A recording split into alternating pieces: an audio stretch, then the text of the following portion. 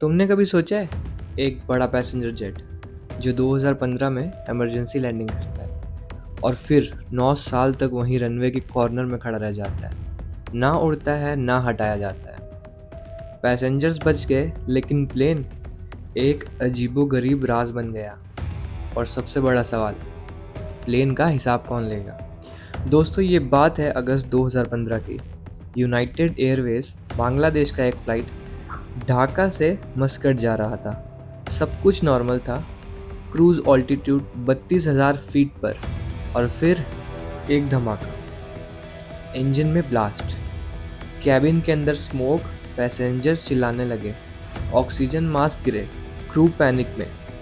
Pilot ने announce किया, brace for impact. और फिर एक अनएक्सपेक्टेड डिसीजन, प्लेन को डाइवर्ट किया गया रायपुर एयरपोर्ट पर, एक ऐसी जगह जहां किसी ने इमेजिन भी नहीं किया था कि एक इंटरनेशनल प्लेन इमरजेंसी लैंड करेगा।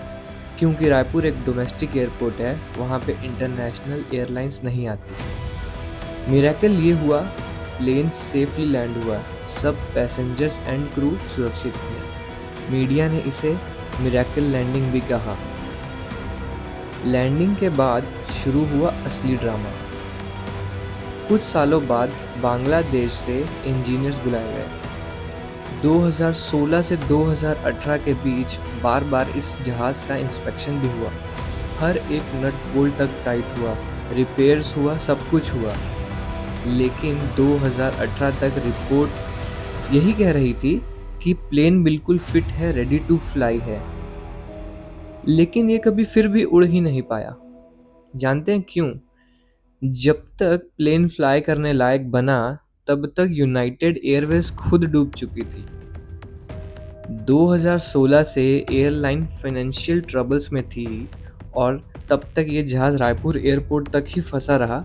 कुछ डॉक्यूमेंट्स क्लियर ना होने के चलते ये उड़ नहीं पाया। और 2016 से 2018 तक, क्योंकि एयरलाइन खुद ऑपरेशंस क्लोज कर चुकी थी, तो ये जहाज़ भी वहीं फंस गया। 2018 के बाद जब उनका ऑपरेशन धीरे धीरे बंद होने लगा और 2020 तक एयरलाइन ऑफिशियली कोलैप्स हो गई।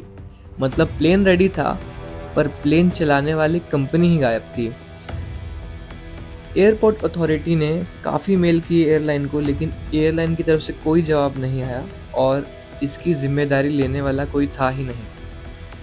और मिस्ट्री तो ये है कि नॉर्मली ऐसे केसेस में प्लेन या तो बेच दिया जाता है या फिर स्क्रैप कर दिया जाता है। लेकिन रायपुर का प्लेन एक एक्सेप्शन बन गया। लीगल इश्यूज, पेपर वर्क और ह्यूज कॉस्ट की वजह से कोई जिम्मेदारी लेने को तैयार ही नहीं हुआ। और इसका रिजल्ट 2024-25 तक वो एयरक्राफ्ट आज भी वहीं पड़ा है, एक भूत के जैसे एयरपोर्ट के साइड लाइन पर। अब सोचो, एक प्लेन को एयरपोर्ट पर पार्क करने का खर्चा कितना होगा। रिपोर्ट्स के मुताबिक हर दिन लाखों रुपए कॉस्ट लगता है। 9 साल में करोड़ रुपए का बिल बन गया। लगभग इस जहाज का बिल 4 करोड़ है। एयरपोर्ट अथॉरिटी भी कंफ्यूज्ड है, किससे पैसे ले। एयरलाइन तो बंद हो गई है, बांग्लादेश गवर्नमेंट चुपचाप है, प्लेन बस रस्ट खा रहा है। दोस्तों, इसी तरह कुछ और भी केसेस हैं इंडिया में। जिस तरह रायपुर का प्लेन इकलौता नहीं है, दुनिया भर में ऐसे कई केस भी हुए हैं। मलेशिया में एक एयरपोर्ट पे 3 बोइंग 747 पड़े थे, मालिक का पता ही नहीं चला। रशिया के मॉस्को हैंगर में सोवियत एरा के प्लेन्स डस्ट बन गए हैं। और अमेरिका के डेजर्ट्स में हंड्रेड्स ऑफ एयरक्राफ्ट्स खड़े हैं। प्लेन बनाने आसान है, चलाने और मेंटेन करने बहुत महंगे। रायपुर का प्लेन ये याद दिलाता है कि एविएशन सिर्फ एक ग्लैमर नहीं है, बल्कि एक हाई रिस्क बिजनेस भी है। तो सवाल ये है, क्या ये प्लेन कभी दोबारा उड़ पाएगा या हमेशा के लिए रायपुर के रनवे पर एक भूत बनकर खड़ा रहेगा? और सबसे बड़ा सवाल, प्लेन का हिसाब कौन लेगा? लास्ट तक वीडियो देखने के लिए आपका बहुत बहुत धन्यवाद दोस्तों। अगर आप चैनल पर नए आए हैं तो चैनल को सब्सक्राइब करें, बेल आइकन को दबाना ना भूलें। धन्यवाद।